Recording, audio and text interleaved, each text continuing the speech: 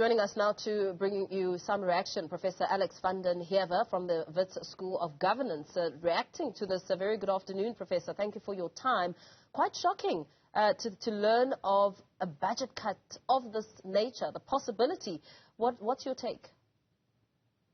Well, the overall budget cut is obviously concerning, and the question is whether absolutely critical parts of the health system are not going to be funded going forward. And the HIV and TB programs are absolutely crucial programs that are essential to protecting millions of people at this point in time. So that's a fairly large chunk of the allocation, although the allocation is significantly larger.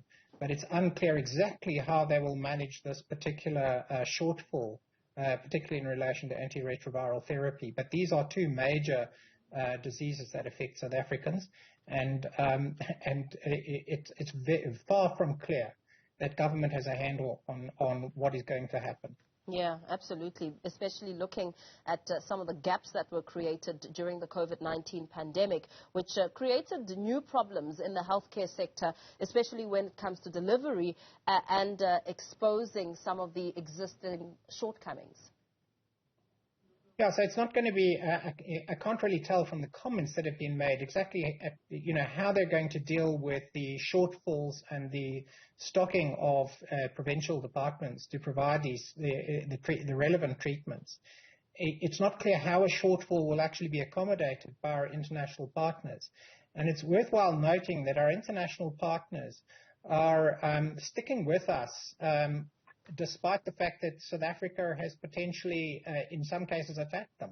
So it's concerning as to whether or not we've got our international partners fully on board. But we need to know exactly what the international partners are going to do and how they're going to do it and how government is accommodating them and what the arrangement actually is, because this is such a serious part of our health intervention in South Africa at this point in time. Yeah. Why do you think it would be worth the noise, given what could potentially be a catastrophe, especially looking at the state of HIV/AIDS and the numbers that we continue to see, as well as the increase within the different age groups and segments of society?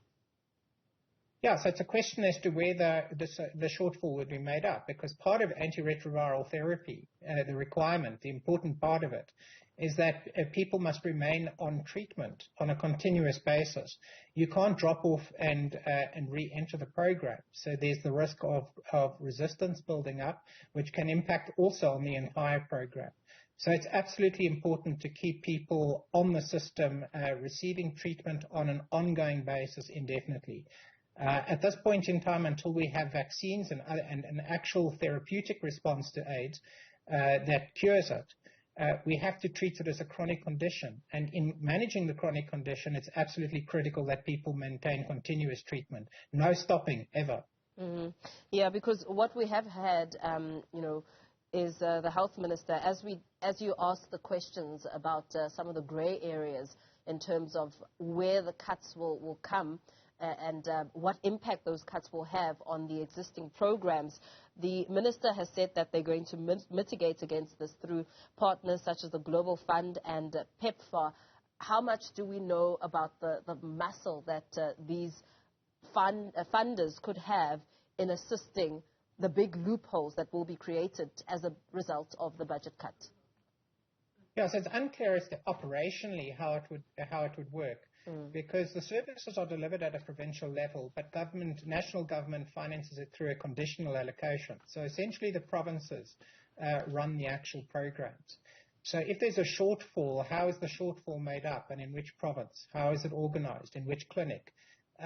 So the arrangement itself does need to be made clear, and I don't think that it's appropriate to be left hanging like this. Yeah. It's too important. Government actually has to explain in detail how it's actually going to manage the situation, because there's a risk that a lot of people lose access to treatment and it remains invisible to us. Yes. And I don't think that is acceptable at all. They must give a clear indication of how they're going to manage this arrangement. Yeah, I mean, that's a very important point, Professor, especially as the government campaigns and a lot of money has already been injected into, the space over a number of years, and would hate to see a reversal of some of the efforts that have been made in ensuring that there is access to treatment and that people can walk into hospitals and clinics and get their treatment. Yeah, it's important to note that, up until sort of around about 2006, 2007, 2008, people weren't accessing treatment and they were dying in droves. Mm-hmm. So that's where the reversal will come through, is that we will see an increase in mortality. But there's the added risk that people under treatment are not going to continue with their treatment, with the possibility of resistance building up, which is always the risk with these kind of medications.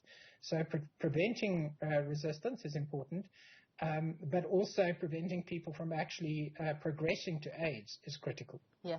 Absolutely. Some very important points there, as the questions continue to be many when it comes to the cuts that will be made when it comes to the health department's budget, especially around HIV/AIDS. Professor Alex van Den Heever, Wits School of Governance.